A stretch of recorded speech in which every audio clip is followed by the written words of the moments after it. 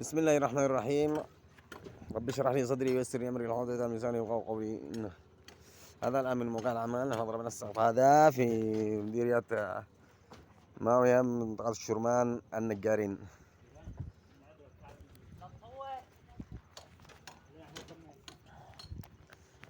طبعا الشغل حقنا كله ليل ورمضان. نحن الان الساعة 9 مساء حسب طلب صاحب العمل.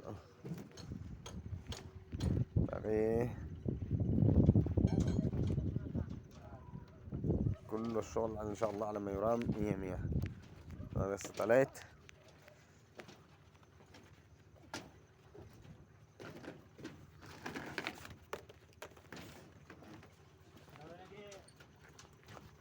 والولد اسحاق يقول ان شقي شقاوة ما ينفعش وان جلس جلسته ما تجلسش. ها هذا الولد اسحاق. شوف اسحاق هذا اسحاق.